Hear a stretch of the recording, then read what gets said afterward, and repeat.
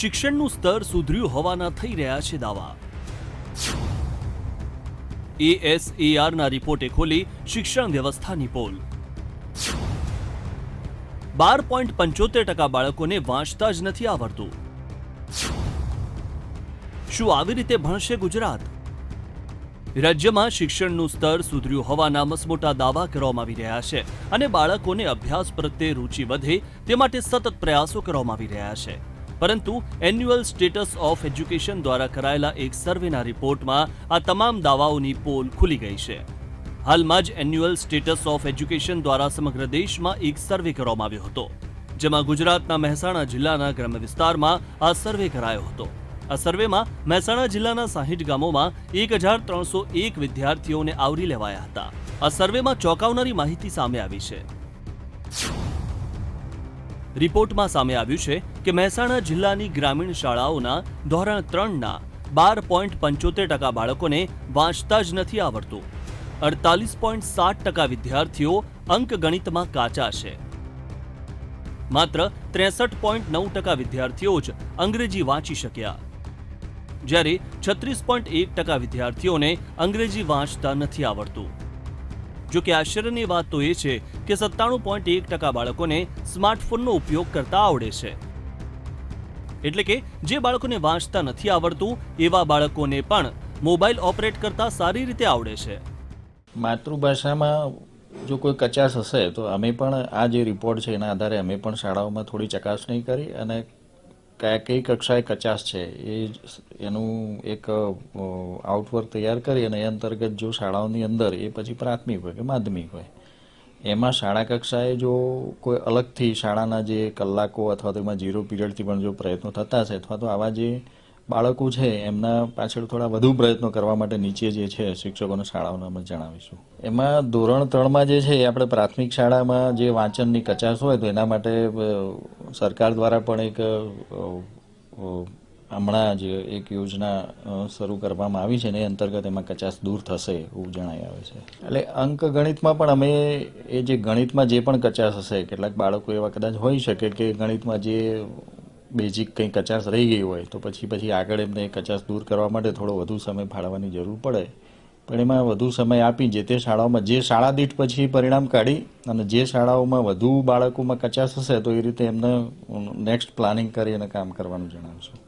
આ રિપોર્ટમાં સામે આવેલા આંકડા પર નજર કરીએ તો ધોરણ 3માં ભણતા 87.3% વિદ્યાર્થીઓ ધોરણ 2ના પુસ્તક વાંચવામાં સક્ષમ છે, જેમાં 14 થી 16 વર્ષના બાળકોમાં 88.4% બાળકો વાંચવામાં સક્ષમ છે, જ્યારે 17 થી 18 વર્ષના 85.2% બાળકોને વાંચતા આવડે છે। એટલે કે 12.7% વિદ્યાર્થીઓને સરખું વાંચતા જ નથી આવડતું। જ્યારે વીટીવી ન્યૂઝ આ વાતનું રિયાલિટી ચેક કરવા વિવિધ શાળાઓમાં પહોંચ્યું તો જે માહિતી સામે આવી તે ચોંકાવનારી હતી। વિદ્યાર્થીઓને જ્યારે ગુજરાતી વાંચવાનું કહ્યું તો કંઈક આ પ્રકારે ગુજરાતી વાંચતા જોવા મળ્યા। ગુજરાત ભારતનું દેશનું અયોધ્યા રાજ્ય છે। ભારતના પશ્ચિમ છેડે આવેલું ગુજરાત પશ્ચિમે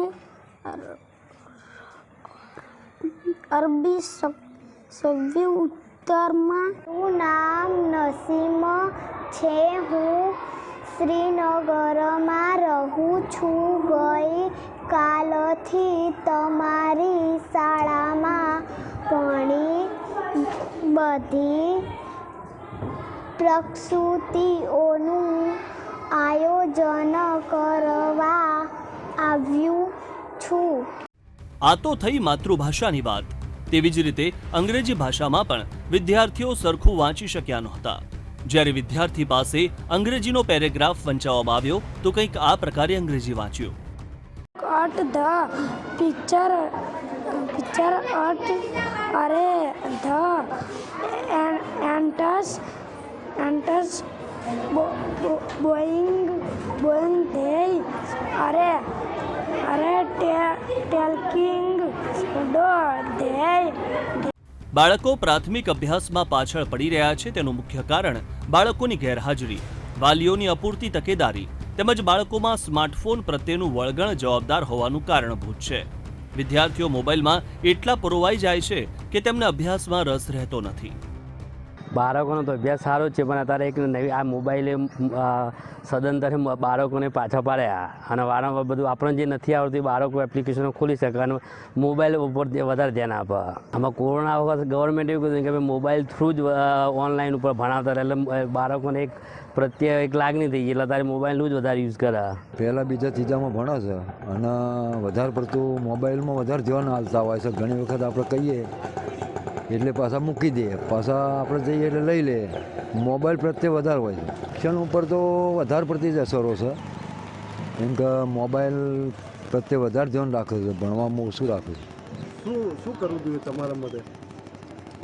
મારા માટે એવું કહેવું છે કે મોબાઈલ જેમ એ રમતો કમ થાય તો એમની આંખો વત્તા એમનું જે ભણતર ઓછું થઈ જાય, બસ સારું થાય. બાળકો અભ્યાસમાં નબળા હોવા પાછળ શિક્ષકોની ઘટ હોવાનું કેટલાક વાલીઓ માની રહ્યા છે.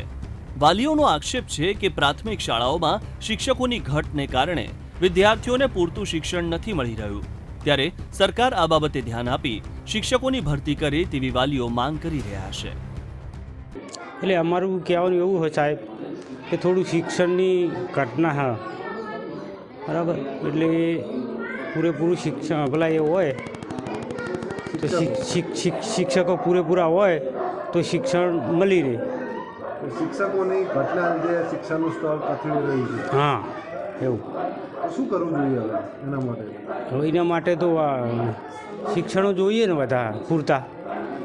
બરાબર. તમે શું માગણી કરી આપો? હા, તમારી માગણી શું છે? અમારા શિક્ષણની માગણી. બાળકોમાં વધારે પડતું એક તો મોબાઈલનું વળગણ. મોબાઈલમાં જેટલો રસ છે એટલો એમને ભણવામાં ઓછો રસ. તેમજ એક તો વાલીઓની જાગૃતતા પણ ઓછી. ગામડાના શિક્ષણમાં વાલીઓની જાગૃતતા ઓછી, પછી બાળકોનું ગેરહાજરીનું પ્રમાણ પણ વધારે. સાથે સાથે શિક્ષકોની ઘટ પણ આની અંદર એનો મહત્ત્વનો ફાળો રહેલો છે. શિક્ષણના સ્તરમાં સુધારો લાવવો હોય તો વાલી સંમેલન વારંવાર કરવું જોઈએ, વાલીઓને સજાગ કરવા જોઈએ, એમનું બાળક નિયમિત શાળામાં આવતું થાય, સાથે સાથે એમના વિષય પ્રમાણે શિક્ષકો પણ પૂરતા મળી રહે તો સુધારો જરૂર થઈ શકે. એન્યુઅલ સ્ટેટસ ઓફ એજ્યુકેશનનો રિપોર્ટ અને વીટીવી ન્યૂઝના રિયાલિટી ચેકથી રાજ્યમાં શિક્ષણનું સ્તર કેટલી હદે કથળ્યું છે તેની પોલ ખુલી ગઈ છે. ત્યારે સવાલ એ થાય છે કે શું આવી રીતે ભણશે ગુજરાત? શિક્ષણનું સ્તર સુધર્યું હોવાના દાવા કરતું તંત્ર ક્યારે જાગશે અને ક્યારે વિદ્યાર્થીઓને પૂરતું શિક્ષણ મળી રહેશે? નિસર્ગ પટેલ, વીટીવી ન્યૂઝ, મહેસાણા.